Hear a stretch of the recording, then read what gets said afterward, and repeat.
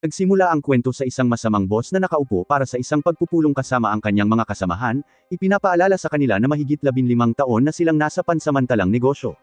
Mapapansin mo na ito ay isang lalaking walang gaanong pagpapahalaga sa ibang tao, dahil mayroon siyang mga lalaking nagsisilbing upuan para sa kanyang mga kasamahan, at ginagamit pa niya ang isa sa kanilang mga kamay bilang ashtray. Ngayon ay isang mahalagang okasyon para sa kanilang kahinahinalang operasyon, kaya nagpa siya silang magdiwang. Isang baso ng alak ang sinalina ng isang lalaking may salamin at pagkatapos ay iniabot sa isang tester upang humigop muna at kumpirmahin na walang lason bago ito inumin ng boss. Humigop ang tester at binigyan ng all clear, sinasabing malinis ang inumin. Kasabay nito, nagsalin ang boss ng isang baso para sa kanyang sarili at humigop. Ngunit halos kaagad pagkatapos ng isang higop na iyon, nagsimula siyang mawalan ng malay, na nagpaliwanag na ang inumin ay talagang may lason. Agad na hinuli ng iba ang tester, sa pag-aakalang siya ang nasa likod nito, ngunit ito ay talagang gawa ng taong nagbuhos ng inumin sa unang baso, si Hikaru Jiro. Nang mahawakan na iyon, nagpalit si Jiro ng kanyang karaniwang damit at umuwi. Ngunit habang nasa daan, nakita niya ang isang magandang blonde na babaeng humahalik sa isang lalaki sa loob ng kanyang sasakyan. Nadala si Jiro sa panunood sa kanila kaya't nabangga niya ang isang poste. Nang gabing iyon, pagka-uwi ni Jiro, doon siya nagpahinga na may dalang ice cream habang tinatanong siya ng kanyang nakababatang kapatid na si Akari kung paano niya napalagpas ang lason sa poison tester. Ipinaliwanag ni Jiro na ang ginawa lang niya ay unti-unting nagpalaki ng resistensya sa tester sa paglipas ng panahon. 3 buwan siyang tahimik na nagdagdag ng maliliit na dosis ng lason sa pagkain ng tester hanggang sa makayanan ng kanyang katawan ang isang nakamamatay na dami. Narinig ito ni Akari at sinabing napakalaking pagsisikap ang ginawa niya at inamin ni Jiro na ganoon nga. Walang sino man ang mag-aakala na may isang taong gagawa ng ganoong kalaking hakbang at iyon mismo ang dahilan kung bakit sila nananatili sa negosyo ng mga hitman. Bukod doon, tinanong ni Akari si Jiro kung naisip na ba niya ang magpakasal at muntik nang mabulunan si Jiro sa kanyang ice cream sa tanong na iyon. Kumbinsido si Jiro na napakaliit ng kanyang pag-asa na makapagpakasal, lalo na't halos hindi siya nakakasalamuhan ng mga babae sa ganitong trabaho. Naalala niya na gusto ng kanilang lola na isa sa kanila ang pumalit bilang bagong pinuno ng Poison Clan. At nang sabihin niya rito na hindi niya kaya dahil single siya, ipinareha siya ng lola niya sa isang estranghero mula sa isang branch family at muntik na siyang itulak na magpakasal agad. Alam ni Jiro na kung mananatili siyang single, magtatapos sa kanya ang linya ng Poison Masters. Inamin ito ni Akari, at idinagdag na hindi niya talaga maiisip na may mga babaeng humahabol sa kanya. Gayunpaman, kinuha ni Jiro ang kanyang telepono at nakita ang isang mensahe mula sa Bugmaster, kaya lumabas siya para kumain kasama ito. Nag-usap sila sandali at binanggit ni Jiro kung paano niya planong gugulin ang natitirang bahagi ng kanyang buhay bilang isang single na lalaki. Ngunit doon nabanggit ng Bugmaster na iniisip niya ang pagpapakasal sa isang tahimik at sweet na babaeng nakilala niya kamakailan. Talagang nakakagulat ito kay Jiro dahil lagi niyang inaakala na tatanda ng mag-isa ang Bugmaster. Bukod doon, ipinapaalala ng Bugmaster kay Jiro na kahit na ikakasal na siya ay hindi nagbabago ng katotohanan na sila ay mabubuting magkaibigan pa rin. Dahil doon, pinaandar ng amo ng insekto ang kanyang mga binti at nagsimulang umalis. Ngunit tinawagan siya ni Jiro sa huling segundo at sinabing negatibo ang tingin niya sa kasal. Ngunit matapos marinig ang kwento niya ngayong gabi, nagsisimula na niyang isipin na maaaring hindi naman pala ito ganoon kasama. Kinabukasan, tumungo si Jiro sa isang bagong trabaho. At habang papunta roon, nagsimulang pag-usapan ng lalaking kumuha sa kanya ang mga babaeng nagtatrabaho sa kanyang opisina, ngunit binaliwala lang ito ni Jiro at sinabihan siyang bantayan ang mga dahilan kung bakit sila pumunta roon. Bukod doon, ipinakilala ng kanyang tauhan si Jiro sa susunod na kriminal sa listahan na kailangang patayin. Isang babaeng nagngangalang Mei, isang manloloko sa kasal na nagdudulot ng matinding gulo. Hiniling niya kay Jiro na hawakan siya. Hindi nag-aksaya ng oras si Jiro at tinurukan siya ng serum, sinabing makakaranas siya ng matinding nerve paralysis na aabot sa utak. Sinabi niya sa kanya na sa loob ng ilang segundo ay maghihirap na siya, pakiramdam niya ay parang hinihiwa-hiwalay siya mula sa loob, ngunit sa halip na matakot dito, sinimulan na lang ni Mei ang panliligaw kay Jiro. Hindi nagpatalo si Jiro at inisip na ito ay isang huling pagtatangka lamang upang iligtas ang kanyang sarili. Inamin ni Mei na niloko niya ang mga tao, ngunit ipinaliwanag na ginawa niya ito pangunahin upang mabayaran ang pagpapagamot ng kanyang nakababatang kapatid na lalaki, na malubha ang sakit. Sinabi niya na sinunggaban niya ang bawat pagkakataong mahahanap niya at kumuha ng mga trabahong hindi niya kailanman masabi kahit kanino. Pero kahit iyon ay hindi pa rin sapat. Umubos siya ng dugo habang nagsisimulang kumalat ang lason at idinagdag na kung mamamatay siya kasama ang isang lalaking gusto ang pagbabantay sa kanya, sa palagay niya ay sapat na iyon para sa kanya. Tiningnan niya ng diretso ang mga mata ni Jiro at hiniling dito na sabihin man lang ang pangalan niya bago matapos. Nakaramdam si Jiro ng bahagyang pag-init sa mukha niya habang tahimik niyang sinasabi sa kanya. Samantala, pinanood ng lalaki si Jiro na nagtatrabaho sa isang screen at nagsimulang magtaka ang mga babae sa paligid kung bakit ang tagal niya, tinatanong kung kasing husay ba talaga siya ng sinasabi ng mga tao. Ngunit sinabihan lang sila ng lalaki na mag-relax dahil nagmula siya sa pamilyang Jiro, isa sa pinakamatanda at pinakarespetadong pangalan sa negosyo ng pagpatay. Kaya wala siyang duda na magagawa niya ang trabaho. Pagbalik kay Jiro, natagpuan niya ang kanyang sarili na tunay na nagtataka kung may tunay na nararamdaman ba si Mei para sa kanya. Ngunit doon biglang tumawag si Akari at sinabi sa kanya na lilipat na siya sa main house dahil nagpasya siyang tumulong sa paglikha ng susunod na tagapagmana ng pamilyang Jiro at ang bagong Poison Master. Isa sa mga miyembro ng pamilya ng sangay ay naghahanap din ng kapareha. Kaya nagdesisyon siyang pakasalan na lang siya. Pinutol siya ni Jiro at sinabing hindi na niya kailangang umabot doon. Ngunit ipinaalala ni Akari sa kanya na seryoso ang kanilang lola sa pagkakaroon ng tagapagmana at sinabi pa niya na kung tatanggi si Akari, aalisin niya ang kanyang kalayaan at pipilitin ang bagay na ito. Kaya mas gugustuhin ni Akari na gawin ang mga bagay sa sarili niyang paraan at sa sarili niyang mga kondisyon. Tinanong ni Jiro kung ano ang mangyayari sa kanyang kasintahan at sinabi lang ni Akari na kailangan na niyang tapusin ang kanilang relasyon. Sinabihan siya ni Jiro na maghintay muna at huwag munang gumawa ng kahit ano. Lumapit siya kay Mei at hiniling na pakasalan siya. Ipinaliwanag niya na para maging pinuno ng Poison Clan, kailangan niyang maging kasal. At dahil kahit papaano ay may nararamdaman siya para sa kanya, gusto niya na siya na lang iyon. Binanggit din niya na makakatulong siya sa sakit ng kanyang kapatid. Bukod pa riyan, tumangala si Mei sa kanya na may maliwanag na ekspresyon na sandaling nagpangiti kay Jiro, ngunit pagkatapos ay naging ganap na malamig ang kanyang mukha nang sabihin niya sa kanya na hinding-hindi siya papayag doon. Ipinaliwanag niya na alam niyang mamamatay din siya, kaya gusto niya lang subukan ng isang bagay para sa kasiyahan, at ngayon ay maaari na siyang umalis ng mapayapa. Pagkatapos ay sinabi niya sa kanya na ang ibang mga tao ay umiibig at nagpapakasal dahil sila ay tunay na para sa isa't isa. Ngunit sa kanyang kaso, hindi siya kailanman magiging isang magandang kapares para sa isang tao, maaari siyang magtapos anumang oras ng walang pag-aalinlangan. Sinabi niya sa kanya na kung gusto niyang maging isang magandang kapares para sa isang tao, kailangan niyang magsimula sa pamamagitan ng pagiging tapat sa kanyang tunay na nararamdaman. Dahil ang isang kasal na itinayo lamang para sa mana ay hindi kailanman magtatagal. Narinig ito ni Jiro at sa wakas ay nagbukas. Sinabi niya sa kanya na kahit na siya ay nakatadhana upang maging isang malupit na mamamatay tao, gusto pa rin niya ng isang tahimik na buhay kasama ang isang taong mahal niya. Gusto niya ng isang taong magmamahal sa kanya kung sino siya at tunay na magmamalasakit sa kanyang nararamdaman. Ngunit naniniwala siya na hindi yun mangyayari dahil hindi siya kailanman nag-aral sa isang normal na paaralan at hindi kailanman nagkaroon ng pagkakataong makilala ang sinumang babae. Buong buhay niya ay nabuhay siya bilang isang Poison Master at sinanay siyang huwag kailanman buksan ang kanyang puso sa sinuman. Natawa si Mei nang marinig niya ito dahil ibinahagi lang nito ang kanyang nararamdaman kahit na ngayon lang sila nagkakilala. Sinabi niya rito na hindi ito kasing hirap ng iniisip niya. Ang kailangan lang niyang gawin ay makilala ang iba't ibang uri ng tao at sa kalaunan ay mahahanap niya ang tama para sa kanya. Pagkatapos ay sinabihan niya itong tapusin na lang ang trabaho. Habang sinasabi niya ito, nagsimula siyang umiyak, napagtanto na ang mga gastusin sa medikal ng kanyang nakababatang kapatid ay hindi na mababayaran ngayon. Bigla, dumating ang handler kasama ang kanyang grupo at sinabihan si Jiro na itigil na ang pag-aaksaya ng oras at patayin na si Mei. Ngunit tumanggi si Jiro. Sinabi niyang hindi niya ito papatayin dahil kailangan niya ito. Naniniwala siya na dapat ay mahusay si Mei sa pagsasama-sama ng mga tao kung mapipili siyang magpakasal sa kanilang grupo. Kaya gusto niya itong kunin para doon. Nangako siyang gagawin niya ang lahat para mapanatili siyang buhay at ang kanyang nakababatang kapatid. At bilang kapalit, gusto niyang tulungan siya nitong makahanap ng mapapangasawa. Nagulat at medyo natuwa si Mei nang marinig niya ito dahil wala pang nagsabi ng ganoon sa kanya noon. Ngunit biglang may bala na lumipad sa tabi ng kanyang mukha. Sinabi ng handler na dismayado siya kay Jiro at ngayon ay wala na siyang ibang magawa kundi patayin ito. Dagdag pa niya, ang pagpatay sa tagapagmana ng Poison Master ang magtutulak sa kanila sa tuktok ng kanilang larangan. Sinabi ni Jiro na sinisira ng handler at ng kanyang grupo ang buhay ng mga tao sa pamamagitan ng pagnanakaw ng mga trabaho mula sa mga ordinaryong tao at pagkatapos ay pang-blackmail sa kanila gamit ang kanilang mga nakikita. Ipinaliwanag ni Jiro na masasamang tao na walang pagsisisi lamang ang pinapatay niya. Kaya ibig sabihin, lahat sila ay kwalipikado. Pagkatapos ay tinurukan ni Jiro ang sarili ng isa sa kanyang mga serum at agad itong nakaapekto sa kanyang katawan. Naging berde ang kanyang mga mata at nagsuot siya ng gas mask.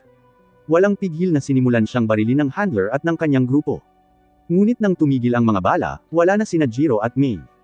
Tumangala ang handler at nakita sila sa kisame, ngunit huli na ang lahat. Sa sumunod na sandali, lahat ng kanyang mga tauhan ay nasa lupa, mahina at hindi makatayo dahil nilason sila ni Jiro. Nabigla si Mei nang makita kung gaano talaga kahusay si Jiro dahil inakala niyang nagyayabang lang ito noon. Sinabi sa kanya ni Jiro na ginamit lamang niya ang kanyang 300 Torment of Hell Poison, kaya hindi sila mamamatay.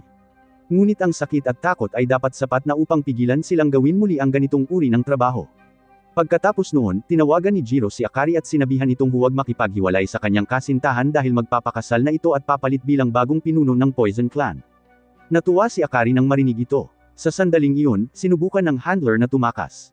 Gayunpaman, tumakbo siya diretso sa isang one-way mirror at natigil. Pagkatapos ay hinagisan ni Jiro ng karayom na may lason ang kanyang likod, na nagbigay sa kanya ng parehong epekto tulad ng iba at pumigaw sa kanya sa pag-alis. Pagkatapos nito, lumabas sila ng gusali at naghanda para sumakay ng taxi. Hindi pa rin makagalaw si Mei dahil nasa upuan siya, kaya hiniling niya kay Jiro na buhatin siya. Agad na nagpanik si Jiro dahil hindi pa siya nakakahawak ng babae sa labas ng trabaho. Sinabihan siya ni Mei na mag-relax, pagkatapos ay isiniwalat na lalaki talaga ito. Nabigla si Jiro at nawalan siya ng masabi. Pumunta sila sa isang hotel kung saan kinumpirma ni Jiro na lalaki talaga si Mei. Tinanong niya kung bakit nagsusuot ng damit pambabae si Mei. Ipinaliwanag ni Mei na nagbibihis siya bilang babae kapag niloloko niya ang mga lalaki at nagbibihis bilang lalaki kapag niloloko niya ang mga babae. Sinabi niya na mas masaya na maglaro ng magkabilang panig. Nangako si Mei kay Jiro na sa oras na matapos niya itong tulungan, makakaakit siya ng parehong lalaki at babae. Sinabi ni Mei kay Jiro na nai-sign up na niya ito para sa isang matchmaking event at hiniling na punan ito ng kanyang mga detalye. Kinabukasan, dumalo sila sa event at napansin na mas maraming lalaki kaysa sa mga babae. Para maayos ito, nagbihis si Mei bilang isang babae at nakakuha ng atensyon mula sa maraming lalaki, na nagbawas sa bilang ng mga karibal na kailangang harapin ni Jiro. Natutunan ni Jiro na napakahalaga ng mga unang impresyon. Kaya, nagpasya si Mei na kailangan nilang hanapin ang kanyang likas na alindog at ilabas ito. Nang makausap ni Jiro ang kanyang unang babae, agad niyang sinabi rito na kumikita siya ng milyon-milyong dolyar bawat taon. Ito ang dahilan kung bakit nawalan ito ng interes at tinanggihan siya. Nang sabihin niya kay Mei ang nangyari, hindi na nagulat si Mei. Ipinaliwanag niya na ang pangunguna sa pera ay nagpapamukha lamang sa kanya na mayabang. Sinabihan ni Mei si Jiro na ngumiti ng mas madalas sa susunod. Nang subukan ito ni Jiro sa ibang grupo ng mga babae, ang kanyang ngiti ay tila pilit at hindi komportable at tinanggihan siya nilang lahat. Sa pagtatapos ng araw, nadismaya si Jiro dahil mas malala ang nangyari kaysa sa inaasahan niya. Pagkatapos ay ipinakita ni Mei kay Jiro ang isang dating app na pinasok niya at sinabi rito na mayroon na siyang kadate. Kalaunan sa panahon ng date, nahihirapan si Jiro na kumain dahil sinanay siya bilang isang poison master na huwag kumain ng pagkaing hindi niya inihanda mismo. Nang sa wakas ay nagkalakas loob na siyang kumain, nakaalis na ang kanyang kadate. Pagkatapos ng lahat ng ito, nagpasya silang huminto muna sa araw na iyon at subukang muli bukas. Habang papauwi na si Mei, biglang may dumaan na jeep at may humila sa kanya papasok bago siya mabilis na umalis. Nakita ito ni Jiro at hinabol ang kotse, ngunit hindi niya ito naabutan. Sa loob ng kotse, tinanong ng lalaki si Mei kung ano ang ginawa niya sa kanyang kuya, ang handler kanina, at kung bakit bigla siyang umalis sa serbisyo ng paglilinis ng pamilya. Sinabi ni Mei na wala siyang alam tungkol dito, ngunit hindi siya pinaniwalaan ng lalaki. Pinaputukan niya si Mei ng bala ng tingga mula sa kanyang bibig, na tumama sa kanyang mukha at nagdulot ng sakit. Itinanggi pa rin ni Mei ang anumang kaalaman. Naghanda ang lalaki na magpaputok muli. Sa sandaling iyon, nakita ng driver si Jiro na nakatayo sa gitna ng kalsada. Nagpasya silang huwag huminto at subukang sagasaan siya. Bago pa man siya masagasaan ng kotse, tinalo nito ni Jiro at pinatamaan ng isang espesyal na lason sa init. Ang atake ay sapat na malakas upang hatiin ang gumagalaw na kotse sa dalawang bahagi. Hinabol ni Jiro ang sirang kotse at naabutan. Nang magsimulang mahulog ang bahagi ng sasakyan ni Mei mula sa isang tulay, naabutan siya ni Jiro sa tamang oras at hinila siya papunta sa ligtas na lugar habang ang iba ay nahulog sa tubig sa ibaba. Habang hawak ni Jiro si Mei, ibinalik niya ang teleponong naiwan ni Mei kanina at nagpasalamat sa kanya para sa araw na iyon. Sinabi niya na dahil kay Mei, nakilala niya ang maraming babae sa isang araw. Inamin niyang hindi siya magaling dito, ngunit kailangan pa rin niya ang tulong ni Mei. Napagtanto ni Mei na hindi man lang nakakuha si Jiro ng kahit isang contact mula sa kaganapan, kaya hiningi niya ang numero ni Jiro.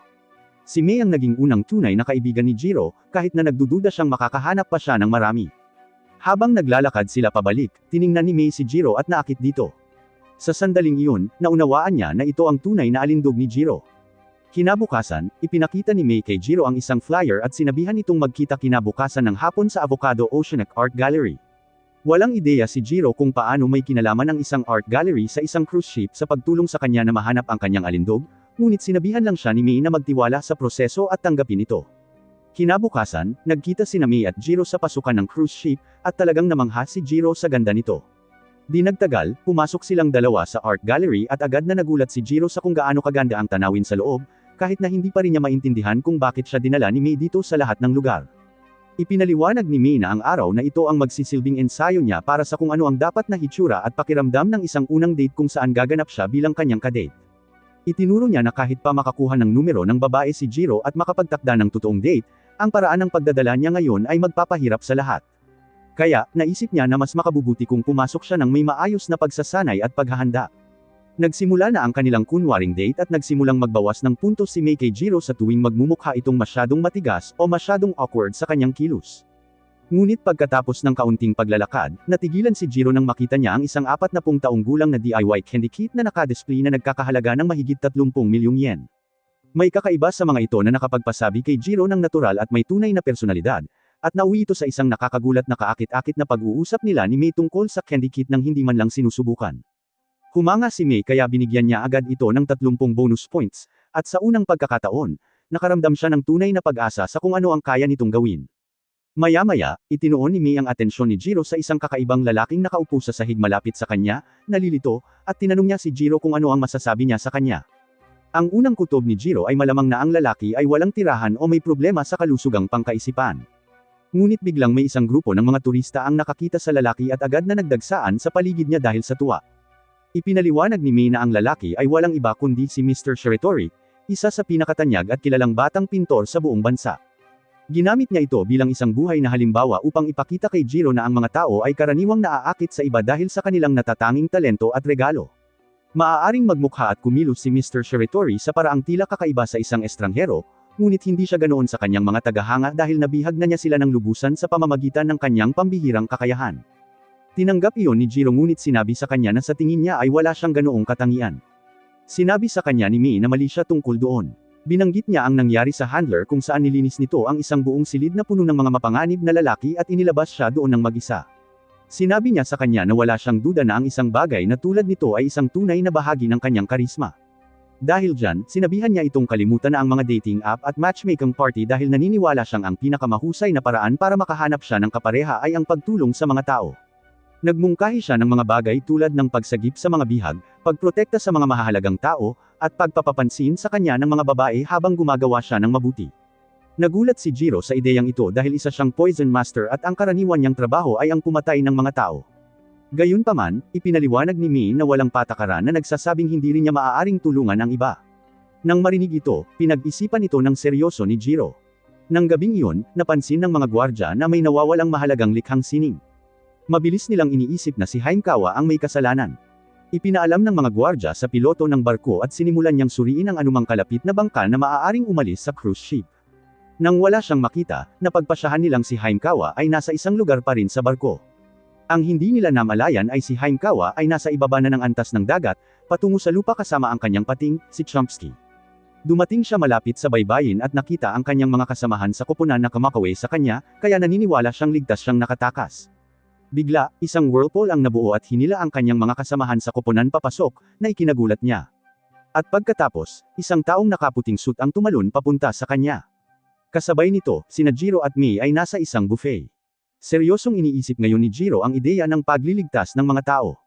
Kaya, tinanong niya si Mei kung saan siya makakahanap ng mga trabahong ganoon. Ipinakita sa kanya ni Mei ang isang website na tinatawag na Darknav kung saan nakalista ang iba't ibang uri ng trabaho, kabilang ang paghuli sa mga kriminal at pagpapahinto sa mga smuggler. Nagulat siya na hindi pa ito naririnig ni Jiro noon at ipinaliwanag ni Jiro na kadalasan ay nakukuha niya ang kanyang trabaho sa pamamagitan ng mga broker. Gumugol si Jiro ng ilang oras sa pagtingin sa website hanggang sa makahanap siya ng isang misyong pang-rescue na kinasasangkutan ni Haimkawa. Sinasabi sa ulat na siya ay nahuli ng mga bandido na humihingi ng pagbabalik ng mga likhang sining na kinuha ng mga tagapagpatupad ng batas kapalit ng kanyang paglaya. Kilala si Haimkawa ng marami bilang isang sikat na magnanakaw. Ngunit iba ang katotohanan. Ang mga mayayaman at malulupit na collector ay madalas na nagnanakaw ng sining mula sa mga taong hindi kayang ipagtanggol ang kanilang sarili. At palihim na ibinabalik ni Haimkawa ang mga ninakaw na piraso sa kanilang mga tunay na may-ari. Dahil dito, mayroon siyang mga tapat na taga-suporta.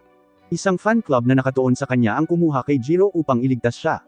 Hindi nagulat si Mei na si Jiro lamang ang nagpakita para sa trabaho dahil hindi maraming tao ang handang tumanggap ng isang bagay na may ganitong kataas na panganib para sa napakaliit na sweldo. Bagamat iniisip niya na maaaring pabor ito sa kanila dahil halos walang kakumpetensya, binibigyan nito si Jiro ng perpektong pagkakataon na maging knight in shining armor niya. Ipinakilala ni Jiro ang kanyang sarili bilang isa sa mga Poison Master, at ang mga lalaking kumuha sa kanya ay halatang natigilan nang makita ang kanilang sarili sa presensya ng isang tunay na Poison Master. Samantala, yumuko ang kidnapper kay Haimkawa at tinuya siya, sinabi sa kanya na ngayon pa lang siya nakakita ng sinumang kasing ganda niya at hiniling sa kanya na lumipat ng panig at sumama sa kanya. Ngunit tumanggi si Haimkawa, sinabi sa kanya na nagnanakaw lamang siya para sa mga kadahilan ng tunay niyang pinaniniwalaan, at ang kanyang misyon ay ibalik ang bawat piraso ng likhang sining na ninakaw niya sa mga taong nararapat dito. Isa sa mga painting na kinuha niya ay pagmamay-ari ng isang batang babae na pumanaw na ang ina. At minsan ay nangako si Haimkawa sa batang babae na aagawin niya ito pabalik para sa kanya kahit ano pa ang mangyari. Nenas ang kidnapper nang marinig ang lahat ng ito at tinawag si Ashio, na hinawakan siya sa lalamunan at binuhusan ng tubig ng walang pag-aalinlangan. Samantala, sinimulan ni Jiro at Mei ang misyon ng pagsagip at naglakad sa isang mall. Doon sila napalingon at nakasalubong ang dalawang gwardya na armado ng baril. Ngunit humakbang si Jiro sa harap niya at napatumba ang dalawang gwardya gamit ang isang split kick bago pa man sila makakilos. Naisip ni Mei na dapat na lang siyang maghintay at tumigil muna sa natitirang bahagi ng misyon. Ngunit inabot ni Jiro ang kanyang kamay at tinulungan siyang makatayo, sinabi sa kanya na kailangan siya nito kasama, na sapat na para mabigyan siya ng lakas ng loob na kailangan niya para magpatuloy. Samantala, patuloy na ibinuhos ni Ashio ang kanyang ferrofluid kay Haimkawa, ngunit sinabihan siya ng amo na tumigil na at harapin ang mga nanghihimasok na kakapasok lang. Kaya umalis na si Ashio para asikasuhin sila. Bumalik sina Jiro at Mei habang patuloy silang sumusulong sa barko. Tahimik na sinimulan ni Jiro ang pag-eensayo ng mga linyang plano niyang gamitin kay Haimkawa kapag sa wakas ay marating niya ito. Doon sila dumiretso sa isa pang grupo ng mga gwardya na nakaharang sa kanilang daan. Ngunit madali lang itong nahawakan ni Jiro gamit ang kanyang martial arts, casual na pinapatay ang bawat isa habang patuloy na nagsasanay ng kanyang mga pick-up lines ng malakas kasama si Mei sa pagitan ng mga atake. Pareho silang pumasok sa elevator at bumaba sa ibabang bahagi. Kasabay nito, tinutukan ng boss ng baril si Haimkawa. Noong una, inakala niyang papatayin siya nito sa mahinang paraan, ngunit nagbago ang kanyang bait at itinutok ang baril sa painting. Sinabihan niya itong sundin ang lahat ng sasabihin nito o sisirain niya ang painting. Agad na napagtanto ni Haimkawa na ito ang parehong painting na ipinangako niyang ibabalik sa isang batang babae. Hindi niya maaaring hayaang masira ito, kaya pumayag siyang sundin ang kanyang mga utos ng walang pagtutol. Pagkatapos ay biglang sumabog ang mga braso ng boss ng isang hindi kilalang puwersa at siya ay labis na natakot at nagsimulang magpanik. Pagkatapos noon, isang kakaibang nilalang ang lumitaw mula sa dingding, gumalaw sa kanyang katawan at sinunog siya ng buhay mula sa loob. Gayunpaman, hindi ito talaga nangyayari sa katotohanan. Ito ay isang halusinasyon lamang na nilikha dahil sa lason na ibinigay sa kanya ni Jiro. Pagkatapos ay mahinahong lumakad si Jiro pasulong at ipinakilala ang kanyang sarili kay Haimkawa. Sinabi niya rito na siya ang master na dumating para iligtas siya. Nabigla si Haimkawa na isang master ang personal na dumating para iligtas siya. Mabilis din niyang sinabi kay Jiro na wala siyang sapat na pera para ipambayad sa trabahong ito, na lubos niyang ikinagulat dahil hindi niya pinlano ang susunod na sasabihin pagkatapos ng kanyang pagpapakilala. Pagkatapos noon, pumasok si Mei sa silid at sinubukang tanggalin ang mga kadena na nakahawak kay Haimkawa, ngunit biglang sumulpot si Ashio mula sa likuran at mahigpit na niyakap si Haimkawa, na pumigil sa kanyang paggalaw. Bilang tugon dito, agad na tinurukan ni Jiro ang kanyang sarili ng augmentation serum na nagpapataas ng kanyang pisikal na kakayahan ng maraming beses na higit sa kanyang normal na limitasyon. Pagkatapos ay sumugod siya patungo kay Ashio, ngunit bigla itong nawala sa paningin at muling lumitaw sa ibang lugar, na iwan si Haimkawa sa gitna ng kaguluhan. Dahil dito, mabilis na inihagis ni Jiro si Haimkawa patungo kay Mei upang mapanatili itong ligtas at malayo sa panganib. Pagkatapos ay umatake si Ashio gamit ang mga kamao ng tubig. Ang lakas ng kanyang pag-atake ay napakalakas kaya nabasag ang sahig sa ilalim nila at naging dahilan upang pareho silang mahulog at magpatuloy sa paglalaban sa mas mababang palapag ng gusali. Pagkatapos noon, mabilis na sumugod muli si Ashio patungo kay Jiro. Ngunit sa halip na magpatuloy agad sa pag-atake, bigla siyang humingi ng tawad kay Jiro dahil sa hindi niya maayos na pagpapakilala ng sarili ng mas maaga. Pagkatapos ay inalok niya sa kanya ang kanyang business card. Alam na niya na si Jiro ay isang poison master at tinanong niya ito kung gusto nitong ayusin ang sitwasyon ng pribado sa halip na maglaban. Ipinaliwanag ni Ashio na isa rin siyang water master. Naniniwala siya na kung maglalaban ng seryoso ang dalawang master, ang pinsala ay magiging napakalaki at lalampas sa kung ano ang ibinabayad kay Jiro para sa trabahong ito. Dahil doon, inalok niya ito ng 10 beses na halaga ng orihinal na ipinangako ng kanyang kliyente. Kung papayag itong iwan si Haimkawa at tuluyang lumayo sa misyon. Samantala, pinapanood ni Mei ang lahat ng nangyayari, at lubos siyang nalilito sa sitwasyon. Sa sandaling iyon, gamulong ang augmentation syringe ni Jiro sa lupa patungo sa kanya.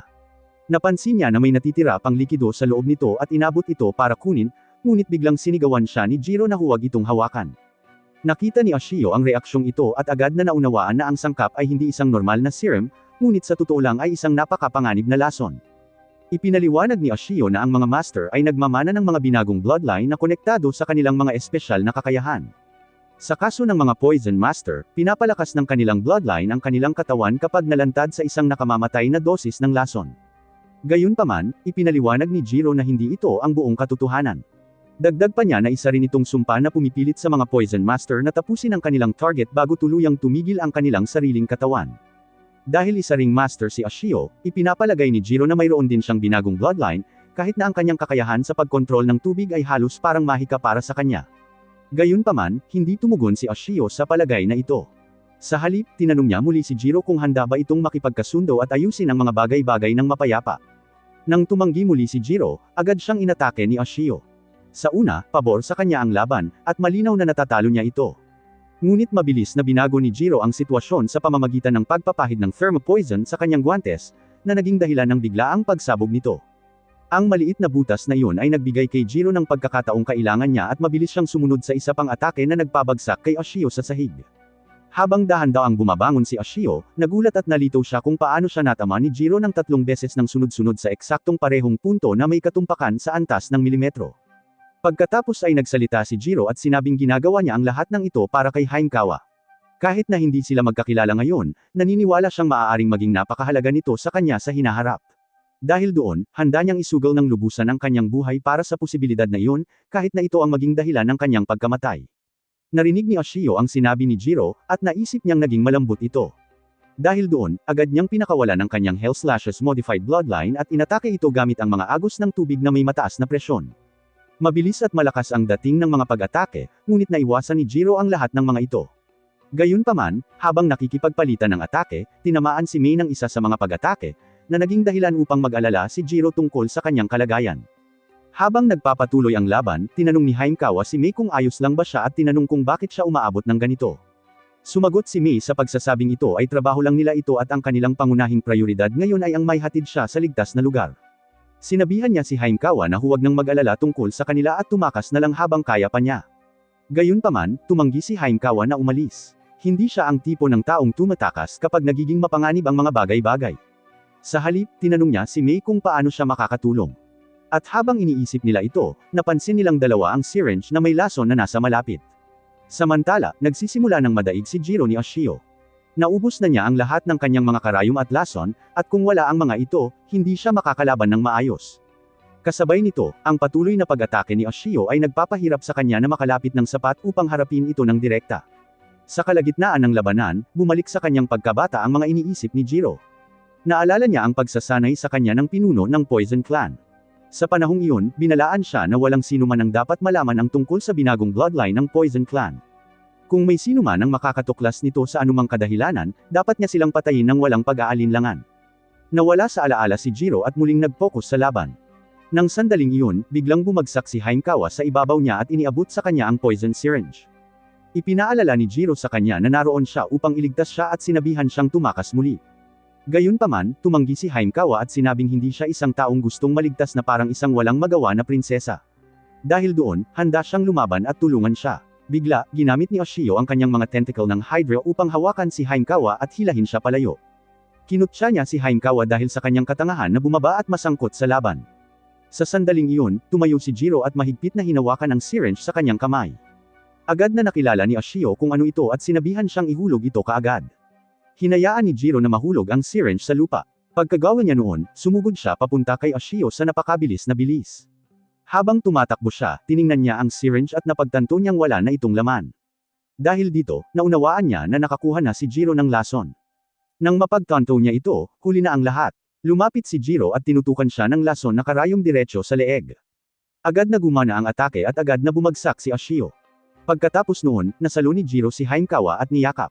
Gayunpaman, habang ginagawa niya ito, bigla niyang napagtanto na ang kanyang mga kamay ay nasa no-touch zone. Nagdulot ito sa kanya ng pagkataranta, at mabilis siyang tumingala kay Mei, humihingi ng tulong. Di nagtagal, nagising si Ashio at nakita si Jiro na nakatingin sa kanya. Mahinahong ipinaliwanag ni Jiro ang kanyang water technique at binanggit na maraming beses na niyang nabasa ito sa library ng Poison Clans. Naguguluhan si Ashio dahil hindi niya maintindihan kung bakit pinili nitong huwag siyang patayin gayong malinaw na may pagkakataon siyang gawin iyon. Ipinaliwanag ni Jiro na pumunta siya rito para sunduin si Haimkawa, hindi para patayin ito. Ngayong natalo na niya ito, naniniwala siyang sapat na iyon para turuan siya ng leksyon para hindi na siya nito pakialaman muli. Tungkol naman sa isa pang kidnapper, nagpa siya rin si Jiro na huwag na siyang patayin. Sa halip, pinakawalan niya ito ng may babala. Inis na inis si Ashio sa desisyong ito at tinawagan niya si Jiro na mahina dahil sa hindi niya pagtapos sa kanila. Sumagot si Jiro na kung may muling makialam sa kanya, haharapin nila ang kanyang libong lason sa pagpapahirap, na nilinaw na mapanganib pa rin siya kung susubukan ng sobra. Tinanong ni Mei si Haimkawa kung ayos lang ba sa kanya ang kinalabasan. Sumagot si Haimkawa na ayos lang sa kanya dahil wala na siyang planong mahuli muli. Pagkatapos noon, inalok niya sina Mei at Jiro ng sakay. Pareho silang nagulat at halos magpanik nang mapagtanto nilang sasakay sila sa alagang pating ni Haimkawa, si Chomsky. Habang pabalik sila, ilang sandali pa, binisita ni Haimkawa si Aegea at ibinalik ang ipinintang larawan ng kanyang ina. Masaya at nakahinga ng maluwag sina Aegea at ang kanyang ama nang maibalik ito. Kasabay nito, pinanood ng Haimkawa Fan Club ang sandaling ito gamit ang isang kamera at naging emosyonal, at nakitang nakakaantig ang eksena. Samantala, si Jiro ay nakatayo ng alanganin sa isang sulok. Hindi sigurado kung ano ang gagawin, tinawag siya ni Haimkawa dahil gusto siyang personal na pasalamatan ni Aegea. Sumugod si Jiro paharap at habang pinasasalamatan siya ni Aegea, nagsimula siyang makaramdam ng emosyon. Nagpasalamat din si Haimkawa kay Jiro sa pagliligtas sa kanya. Inamin niya na noong una niyang narinig na isa itong Poison Master, inakala niyang magiging malamig at walang puso ito. Gayunpaman, nakita niya ngayon na iba ito, na naging dahilan upang bahagyang mamula si Jiro. Pagkatapos ay nagsalita si Mei at sinabi kay Jiro na hindi niya ito nabigyan ng pagkakataong pasalamatan ng maayos sa pagbabayad para sa paggamot ng kanyang kapatid. Ipinakita niya sa kanya ang mga larawang ipinadala ng kanyang kapatid na nagpapakita ng paggaling nito. Ipinahayag niya kung gaano siya nagpapasalamat sa ginawa ni Jiro. Itinuro ni Mei na positibo ang naging epekto ni Jiro sa buhay ng maraming tao, kahit na hindi niya ito namamalayan. Sinabi niya sa kanya na dapat niyang tanggapin ang papuri na natatanggap niya. Ang lahat ng ito ay nagparamdam kay Jiro ng labis, at tahimik siyang naglakad patungo sa banyo upang ilabas ang lahat. Gayunpaman, bago pa siya makapagtagal doon, tinawagan siya muli ng Haimkawa Fan Club upang pag-usapan ang kanyang bayad para sa trabaho. Sa sandaling iyon, nagsalita si Haimkawa at ipinaliwanag na wala silang sapat na pera para mabayaran siya sa kanyang serbisyo. Sa halip, sinabi niyang handa siyang mag-alok ng kahit ano bilang kabayaran. Ang pagkarinig nito ay halatang natarante si Jiro. Pagkatapos ay nagsalita si Mei at iminungkahi na dapat silang tatlo ay lumabas at magdiwang. Nang gabing iyon, sina Jiro at Haimkawa ay naupo ng magkatabi, naghihintay sa pagdating ni Mei. Gayunpaman, sinasadya ni Mei na huwag sumipot dahil gusto niyang iwan si Jiro na mag-isa kasama si Haimkawa at tingnan kung may anumang uri ng koneksyon o spark na mabubuo sa pagitan nila. Nagpadala siya ng mensahe kay Jiro na nagsasabi sa kanya na hindi siya makakarating pagkatapos ng lahat at kailangan niyang harapin ang mga bagay-bagay ng mag-isa. Nang mabasa ni Jiro ang mensahe, halos magpanik siya nang mapagtanto niyang siya at si Haimkawa na lang ang magkasama sa buong gabi. Pagkatapos ay dinala ni Haimkawa si Jiro sa isang kombensyon ng mga pating. Napakalinaw na ang ganitong uri ng kaganapan ay hindi estilo ni Jiro, ngunit malinaw na nag-e-enjoy at nasisiyahan si Haimkawa. Pagkatapos noon, umupo sila para sa hapunan. Samantala, palihim silang pinapanood ni Mei mula sa malayo. Gayunpaman, mabilis niyang napagtanto na nalaman na ni Jiro na siya ang may pukana ng lahat ng ito.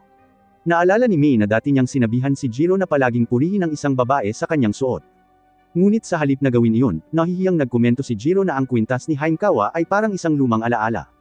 Dahil dito, parehong natigilan sina Mei at Haimkawa. Pagkatapos ay sinubukan ni Jiro ang iba't ibang paraan para simulan ang pag-uusap kay Haimkawa, ngunit nabigo ang lahat at naging mas mahirap kaysa sa huli.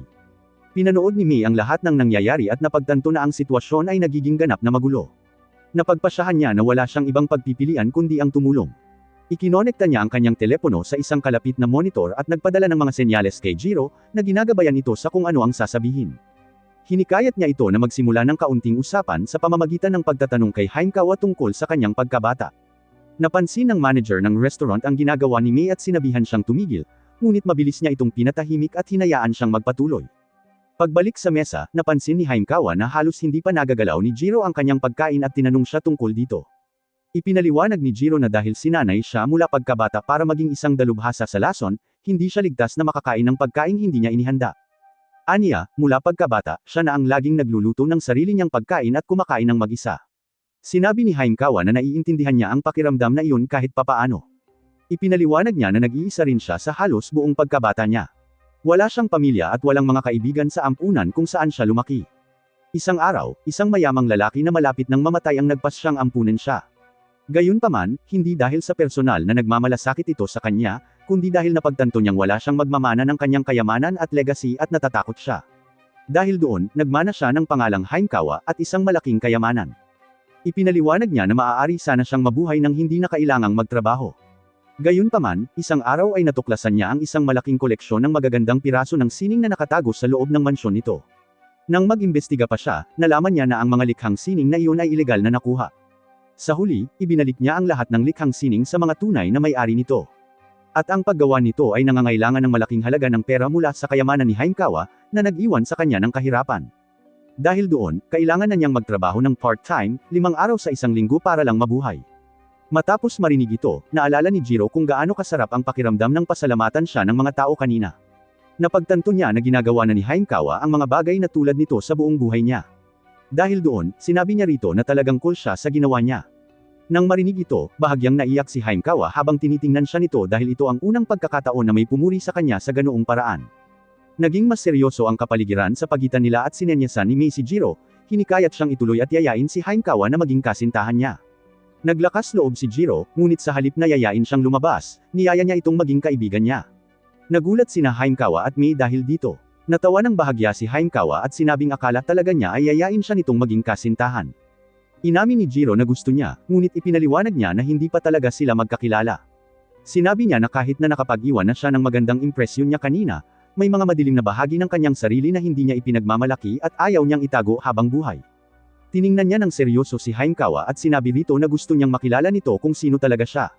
Sinabi niya na kung matatanggap siya nito ng lubusan pagkatapos noon, ay yayayain niya itong makipag-date ng maayos. Naniniwala siya na ito ang unang hakbang patungo sa uri ng kasal at kinabukasan na gusto niya. Pinanood ni Mei ang lahat ng ito at nawalan ng masabi sa kinalabasan ng mga bagay-bagay. Naunawaan ni Haimkawa ang ibig sabihin ni Jiro. Sumang-ayon siya na ayos lang sa kanya ang magsimula bilang magkaibigan. Gayunpaman, sinabi rin niya rito na hindi magiging madali ang pagbihag sa puso nito. Pagkatapos noon, nagpalitan sila ng numero at inihatid siya ni Jiro papunta sa kanyang sasakyan. Bago sumakay si Haimkawa sa sasakyan, binanggit niya na dahil hindi siya makakain ng pagkain gawa ng iba, umaasa siyang sa susunod ay magluluto na ito ng tanghalian para sa kanila. Habang nakatayo siya roon, biglang sumulpat si Mei sa likuran niya at sinabi sa kanya na naatasan siya ng bagong trabaho bilang bodyguard para sa nag-iisang anak na babae ng isang makapangyarihang CEO. Agad na tumugon si Jiro at umatras sa pag-iisip na ang pagtanggap sa trabahong ito ay parang niloloko niya si Haimkawa. Itinuwid siya ni Mei at ipinaliwanag na hindi ito panloloko dahil magkaibigan pa lamang sila ni Haimkawa sa ngayon. Dagdag pa niya, ang pakikipagkilala sa mas maraming tao, lalo na sa iba't ibang uri ng babae, ay makakatulong sa kanya na magkaroon ng mas maraming karanasan at mas maunawaan ang mga relasyon. Nakikita ni Jiro ang logic roon, kaya sumang-ayon siya sa huli. Maya-maya, sinimulan ni Jiro ang kanyang trabaho bilang isang bodyguard at tumanggap ng isang bagong tungkulin. Ang kanyang trabaho ay protektahan ang anak na babae ng CEO na si Shiori, habang sinasamahan din ito sa isang party sa kolehiyo. Kahit na lubos niyang naiintindihan na ang kanyang responsibilidad ay bantayan si Shiori sa lahat ng oras at siguraduhin walang mangyayari sa kanya, nagsimula siyang makaramdam ng kaunting kaba dahil ito ang pinakaunang pagkakataon na pumunta siya sa isang party sa kolehiyo. Lumalabas na si Shiori ay kasing awkward din ni Jiro sa pakikipagkapwa-tao. Nahihirapan siyang lumapit sa mga tao, makipag-usap, at makibagay sa mga nakapaligid sa kanya. Dahil doon, maraming estudyante sa party ang nagsimulang mag-isip na siya ay isang weirdo, na lalong nagpapahirap sa kanya. Ang eksena ay bumalik sa panahon kung kailan unang ipinakilala si Jiro kay Shiori ng kanyang tiyuhin na si Mitsuhiko. Ipinaliwanag ni Mitsuhiko na gusto niyang kunin si Jiro bilang bodyguard ni Shiori, na nakatakdang magsimula sa universidad ngayong tagsibol. Gayunpaman, naniniwala siyang mas makakabuti kung haharapin ni Jiro ang trabaho ng tahimik at hindi masyadong namumukod-tangi, para walang maghinala na pinuprotektahan si Shiori. Pagkatapos ay ipinaliwanag ni Mitsuhiko ang sitwasyon ng pamilya ng mas detalyado. Sinabi niya na itinayo ng ama ni Shiori ang kanyang napakalaking kumpanya mula sa simula sa loob ng isang henerasyon, na lumikha ng isang makapangyarihang imperyo ng negosyo sa pamamagitan ng kanyang sariling pagsusumikap. Sa kasamaang palad, pumanaw siya noong nakaraang taon matapos magkasakit. Bago siya namatay, gayunpaman, nag-iwan siya ng isang testamento na nagsasaad na kapag si Shiori ay tumanda na, mamanahin nito ang kumpanya at magiging susunod na CEO. Ngunit ang desisyong iyon ay lumikha ng alitan sa loob ng pamilya. Ipinaliwanag ni Mitsuhiko na naniniwala ang kanyang nakatatandang kapatid na si Futi na ang kumpanya ay dapat na pagmamay-ari niya. Sa halip, tinanggihan niya ang testamento at ginagawa ang lahat ng kanyang makakaya upang matiyak na siya ang magmamana ng kontrol sa kumpanya. Inamin ni Mitsuhiko na hindi niya alam kung ano talaga ang pinaplano ni Fute, ngunit nakarinig siya ng mga nakakabahalang tsismis. Ayon sa kanyang nalaman, maaaring kumuha siya ng isang taong gumagamit ng kakaiba at hindi pangkaraniwang mga pamamaraan upang patayin si Shiori. Dahil sa posibilidad na iyon, sinabi ni Mitsuhiko na ayaw niyang sumugal kahit sa pinakamaliit na panganib sa kaligtasan ni Shiori. Kaya naman pinili niyang kunin ang nangungunang miyembro ng Poison Clan, sa paniniwalang si Jiro ang pinakamahusay na tao para sa trabaho. Di nagtagal pagkatapos noon, dumating si Mei at binigyan si Jiro ng peking student identification card. Sinabi niya rito na mula sa puntong ito, ang kanyang magiging cover identity ay si Oshima, isang regular na third-year student sa universidad.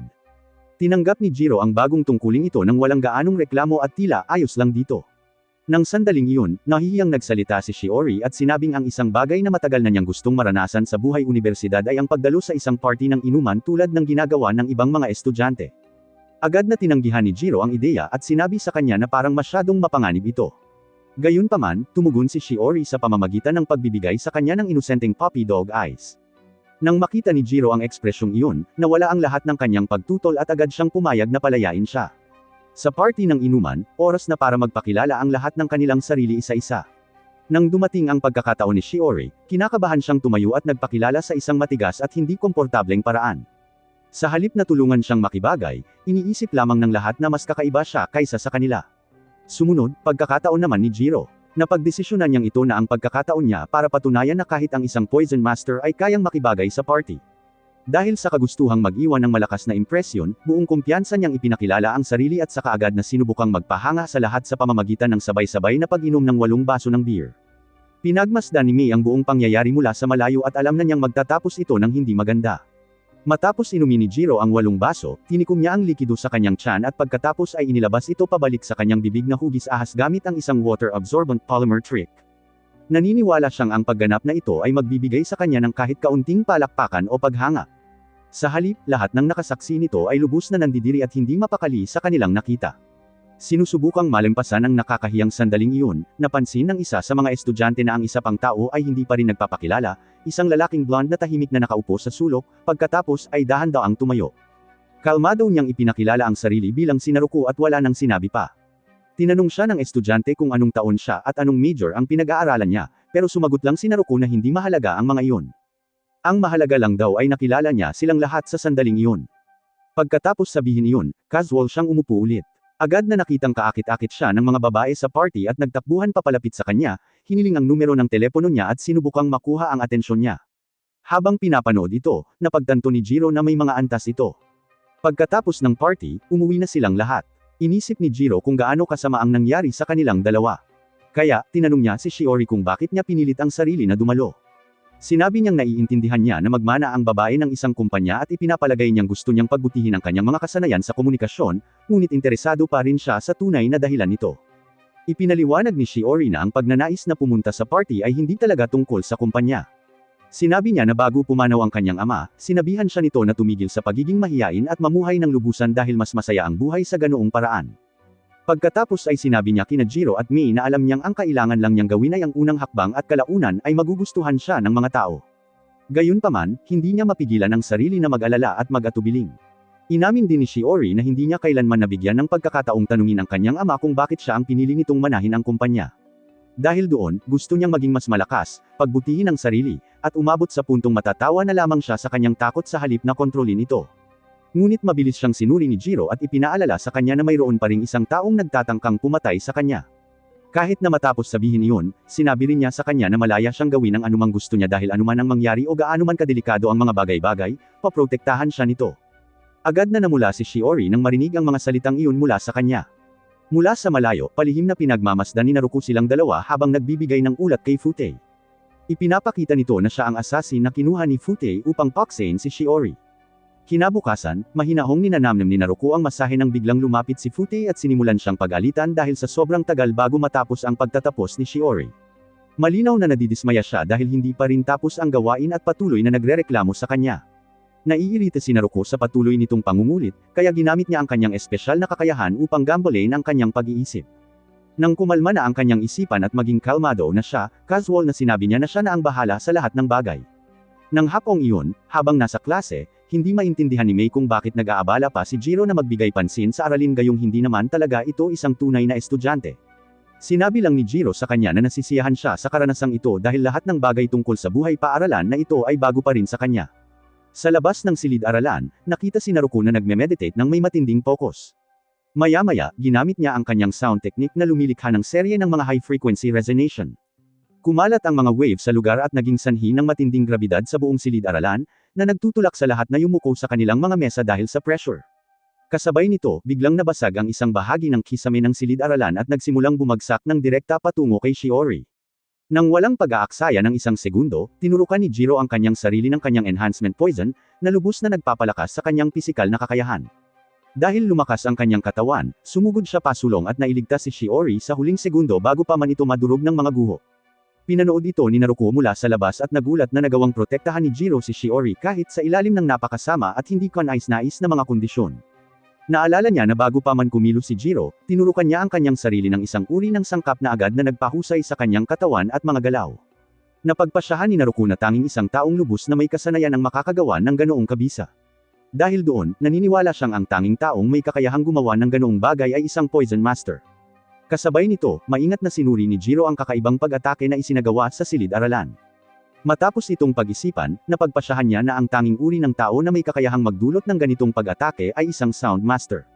Pagkatapos nito, nagsama-sama silang muli sa pasilyo at ipinaalam ni Jiro kay Shiori na ang anumang nangyari ay malinaw na isang pagtatangka na patayin siya. Narinig ito ni Mei at agad na nag-isip kung dapat ba nilang kanselahin ang camping trip para sa mga kadahilanang pangkaligtasan. Sinabi ni Jiro na ang desisyon ay malamang na depende sa gusto ni Mitsuhiko. Sa kaibuturan, iniisip ni Jiro na malamang natatanggihan niya ang biyahe pagkatapos ng isang mapanganib na pag-atake. Gayunpaman, sa kanyang pagkagulat, nang tanungin ni Shiori tungkol dito, pumayag si Mitsuhiko na pasamahin siya. Sinabi niya na matagal na niyang inaabangan ang camping trip na ito. Kaya, ayaw niyang alisin iyon sa kanya ngayon. Ngunit nang umalis sila, ang hindi nila namalayan ay kontrolado na pala si Mitsuhiko ng teknik ni Naruko. Ilang sandali pa, sumakay na ang lahat sa bus at naghanda ng umalis. Habang nakasakay sa bus, pinag-isipang mabuti ni Jiro ang assassin na tumatarget kay Shiori at napagtanto na kung talagang gusto niyang lutisin ang problemang ito, kakailanganin niyang harapin ng direkta ang assassin sa halip na tumugon lamang sa mga pag-atake. Di nagtagal, nakarating sila sa lugar ng camping. Pagdating nila roon, agad na sinubukan ni Jiro na pahangin ang ilan sa mga batang babae sa pamamagitan ng pagpapakitang gilas sa kanyang husay sa pagluluto. Ang kanyang pagkain at kumpiyansa ay nagsimulang makaakit ng maraming atensyon mula sa grupo. Kasabay nito, nahihirapan si Shiori na makipag-meet sa kahit sino o sumali sa mga usapan sa kaganapan. Kaya, nagsimula siyang mag-isip ng paraan para makakuha ng atensyon sa kanyang sarili. Doon niya naisip na magbihis at magsagawa ng ilang astig at nakakatawang magic trick para sa lahat. Ang kanyang maliit na pagganap ay nagustuhan ng mga tao at ang mga estudyante sa paligid niya ay nagsimulang magsaya at magbigay ng atensyon sa kanya. Sa pagtatapos ng araw, pinuri ni Jiro si Shiori sa kung gaano niya kahusay na nahawakan ang magic trick performance. Nahihiyang ipinaliwanag ni Shiori na ito ay isang maliit na kasanayan lamang na natutunan niya mula sa pakikisalamuha sa mundo ng negosyo ng kanyang ama. Ngunit nang sandaling iyon, biglang nagsalita ang isa sa mga estudyante at tinanong ang lahat kung narinig na ba nila ang tungkol sa sumpa ng Chladni. Malinaw na walang nakakaintindi sa kwento. Kaya sinimulan niya itong ipaliwanag.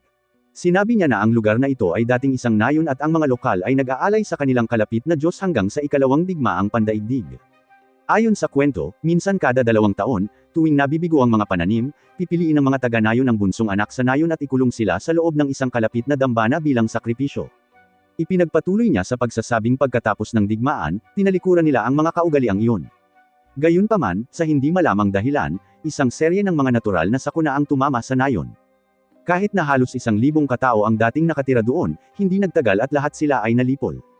Naging tense ang grupo sa pakikinig sa kwento, ngunit lumabas na ang lahat ay isang nakakatakot na kwento lamang na ginawa ng estudyante. Kaya, lahat ay nag-relax at muling nagpahinga. Pagkatapos nito, nagpa siya ang mga batang babae na maglaro ng magkasama at nagsimulang magtaka kung nasaan si Naruko dahil matagal nang walang nakakakita sa kanya.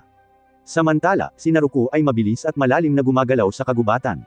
Natapos na niya ang paglalagay ng maraming bitag na sadyang para kay Shiori.